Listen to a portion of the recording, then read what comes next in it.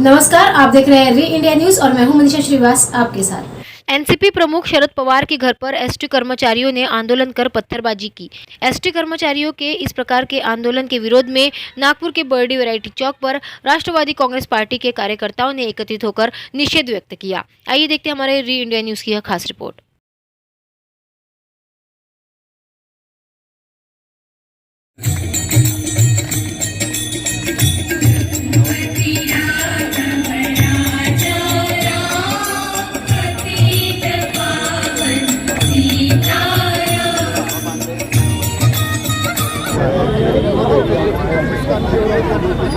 पदार्थ और सदाभाऊ खोज जैसे लोग यहाँ पे ये महाराष्ट्र को किस प्रकार हमला हुआ ये महाराष्ट्र इसलिए हम आज यहाँ पे निषेध करने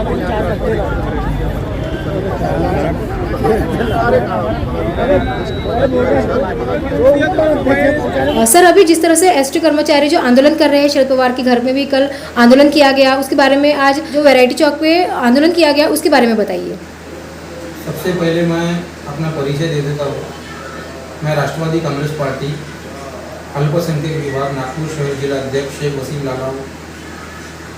पार्टी में 15 साल से कार्यरत हूँ और मैं अपने आदरणीय नेता शरद चंद्र जी पवार साहब के विषय पर कुछ कहने से पहले मैं अपने महान व्यक्तित्व परम पूज्य डॉक्टर बाबा साहेब अम्बेडकर, महात्मा ज्योतिबा फुले, छत्रपति शाहू महाराज, छत्रपति शिवाजी महाराज और सावित्रीबाई फुले मैं इनको विनम्र अभिवादन करते हुए ये बोलना चाह रहा था कि ये जो हमारे आदरणीय लोक नेता पवार साहब के यहाँ पर जो इस प्रकार का जो घटना घटी है, इसके पीछे भाजपा का हाथ है और भाजपा की ये नीति है जो इस प्रकार का उन्होंने जो पवार साहब के घर के ऊपर में जो पाठिंबा दिया है, जो कर्मचारियों को जो पाठिंबा देने के पीछे उन्हीं का हाथ है। और ये महाविकास आघाड़ी सरकार जब से महाराष्ट्र राज्य में बनी हुई है तब से ये भाजपा के जो नेता है ये इनके पीछे लगे हुए हैं क्योंकि इन्हें सत्ता का लालच है। और सत्ता का लालच इस प्रकार है कि ये जो गरीब जनता जो आज महंगाई से जूझ रही है, जो आज देश में जो गरीबी बेरोजगारी बढ़ चुकी है, जो आज 500 रुपये का सिलेंडर, 400 रुपये 500 रुपये का सिलेंडर नागरिक खरीदी करते थे, जिसकी आज वो 1100-1200 रुपये का सिलेंडर हो चुका है। पेट्रोल के दाम बढ़ चुके हैं। ये सारी चीज़ों पर ये विरोधी पक्ष नेता ध्यान नहीं देते और ना ये भाजपा के नेता ध्यान दे रहे हैं। ये गलत तरीके से ईडी कार्रवाई करना, गलत तरीके से नेताओं को मंत्रियों को परेशान करना। मैं ये पूछना चाहता हूँ एक भारत का नागरिक होने के नाते कि कोविड-19 में जो कोविड जो आया था, अभी जो जिस प्रकार अभी कोरोना जो आके गया है, तो इस कोरोना काल के अंदर में ये नेता कहाँ गए हुए थे, ये कहाँ छिपे हुए थे, इन्होंने क्या किया नागरिकों के लिए, महाराष्ट्र के नागरिकों के लिए क्या किया, केंद्र की सरकार ने क्या किया नागरिकों के लिए। आज महाराष्ट्र राज्य में हमारे माजी गृह मंत्री अनिल देशमुख साहब ने पुलिस प्रशासन के साथ में मिलकर कंधे से कंधा लगाकर नागरिकों के प्रति दिन रात एक की है। आज ये जनता को समझता है इस बारे में कि क्या सही है क्या गलत है। और इन्होंने देश के जो बेरोजगारी के बारे में सोचना चाहिए था। इनकी केंद्र में सरकार बैठी हुई थी, जिस प्रकार का इन्होंने काम करना चाहिए था, इन्होंने वो काम को छोड़कर ये भाजपा के जो नेता है महाराष्ट्र राज्य के, इन्होंने उसको छोड़कर ये महाविकास आघाड़ी के पीछे लगे हुए हैं। अच्छे नेताओं को काम करने नहीं दिया जा रहा है, उन्हें गलत तरीके से ईडी के माध्यम से ईडी का दुरुपयोग करके संविधान के खिलाफ ये लोग काम कर रहे हैं ताकि ये सरकार बर्खास्त हो और हमारी भाजपा की सरकार बने। और ये जो आज राज्यों में चुन के भी आ रहे हैं तो ये सरकार जनता चुनकर नहीं दे रही है, इनको ये ईडी चुनकर दे रही है, ये अपना ईवाई मशीन से चुन के आ रही है। इन्हें जनता चुनकर नहीं दे रही है, ये ईवीएम मशीन के जरिए ही चुनकर आ रहे हैं। और अभी जिस प्रकार से हमारे साहब के यहाँ पर जो इन्होंने जो जनता ने जो अटैक किया है, जो जनता ने उनके घर के ऊपर में जो ये किया है, तो ये एक तरीके से हमारे साहब जनता के पक्ष में हैं। और हमारे आदरणीय शरद चंद्र जी पवार साहब का आदेश है कि 80% समाजकरण, 20% राजकरण। तो ये जो भी हुआ है अभी, ये जो भी घटना घटी है, इसके खिलाफ आज हमारे पूरे राष्ट्रवादी कांग्रेस पार्टी के वरिष्ठ प्रदेश और शहर के पूरे पदाधिकारी, नेता, वरिष्ठ नेता, अध्यक्ष महोदय जी, विभागीय अध्यक्ष महोदय जी, सब लोगों ने मिलकर आज हमने धरना आंदोलन बरडी वीराइटी चौक पर दिया है। और हम इस तरीके का जो भाजपा पार्टिंबा दे रही है जो कर्मचारियों को एसटी महामंडल के, तो इसके खिलाफ आज हमने धरना प्रदर्शन दिया और इसका हम निषेध करते हैं। अभी जो एसटी कर्मचारी है उनकी क्या मांगे हैं और वो इस प्रकार से आक्रामक क्यों हो रही है? मांगे उनकी भाजपा सरकार के समय भी थी, ऐसा नहीं है कि अभी हमारी सरकार है तो हमारे सरकार से ही मांगे कर रही है वो, लेकिन उसका हल हाई कोर्ट में निकल चुका है और जिसके बारे में उनको भी इस चीज़ की माहिती मिल चुकी है।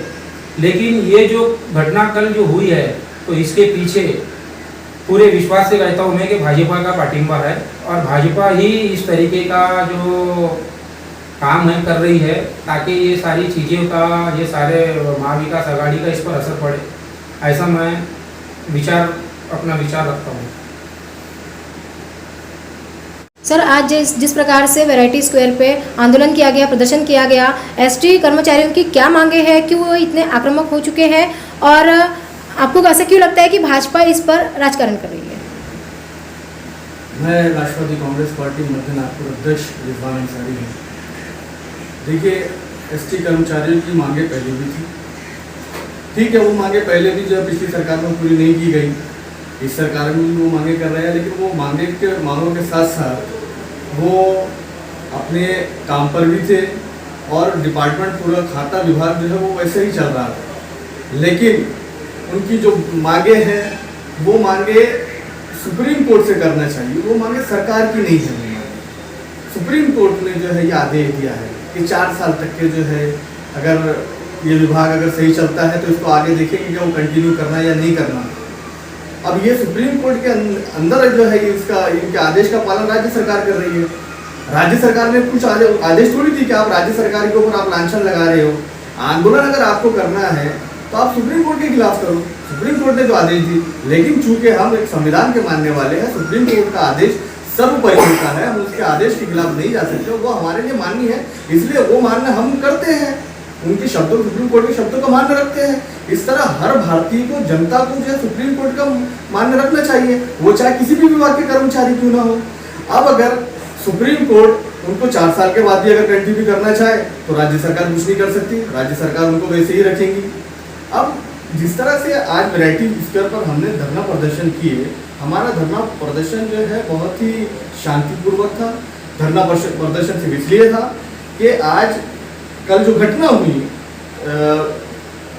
शरद पवार साहब के, आदरणीय शरद पवार साहब के घर के ऊपर पत्थरबाजी हुई, चप्पलें फेंकी गई, ये महाराष्ट्र के में पहली बार हुआ है कि किसी भी सत्ता पक्ष नेता हो या सत्ता विपक्ष नेता हो, उसके घर पर जाकर के लोग आंदोलन के दौरान उसके ऊपर पत्थरबाजी करें या चप्पल फेंके। ये बहुत अशोभनीय और निंदनीय घटना है। इसके लिए महाराष्ट्र बर्दाश्त नहीं कर सकता। महाराष्ट्र का एक इतिहास है, महाराष्ट्र अपने इतिहास के लिए जाना जाता है, महाराष्ट्र अपने सकुशल शासन के लिए जाना जाता है। महाराष्ट्र शिवाजी महाराज के मानने वालों का है। महाराष्ट्र ये नहीं है कि किसी को भी मार दे, मॉब लिंचिंग कर ले। आप आज जिस तरह से देश में माहौल बन रहा है, महाराष्ट्र इसको बर्दाश्त नहीं करेगा। ठीक है, आपकी जो मांगे हैं वो आप मांग सकते हो, आप धरना प्रदर्शन करते हो, संविधान ने अधिकार दिया है, डॉक्टर बाबा साहब अम्बेडकर ने अधिकार दिया और वो करना भी चाहिए, कोई गलत नहीं है। लेकिन अगर आप उसका अभद्र भाषा में इस्तेमाल करें या उसका जो है ऐसा अशोभनीय घटना हो तो उसके लिए हम कभी जो है बर्दाश्त नहीं करेंगे। आपको लगता है कि विलीनीकरण होना चाहिए एसटी महामंडल का? देखिए, ये चीज जो राज्य स्तरीय लोग हैं, जो स्टेट लेवल के लोग हैं, मंत्रालय है, ये बखूबी जानते हैं। इसके स्पेशलिस्ट हैं, वो इसका जवाब बेहतर देंगे। अब चूंकि ये राज्य सरकार के अंदर की बात, अंतर्गत वाली बात है, वहाँ पर डिपार्टमेंट के पास पैसा है नहीं है, क्यों होना चाहिए क्यों नहीं होना चाहिए, ये अभी वो विषय नहीं है कि हम इसके ऊपर डिस्कस करें। विषय ये है कि जो कल घटना हुई वो सही थी या नहीं थी, उसके लिए मैं खड़ा हूँ तो मैं सही खड़ा हूँ या मैं गलत खड़ा हूँ, ये उस पर डिस्कस होना चाहिए, उस पर चर्चा होना चाहिए। अगर हम चर्चा को अगर भटकाने का अगर काम करेंगे तो ये देश सही मार्ग पे नहीं चलेगा।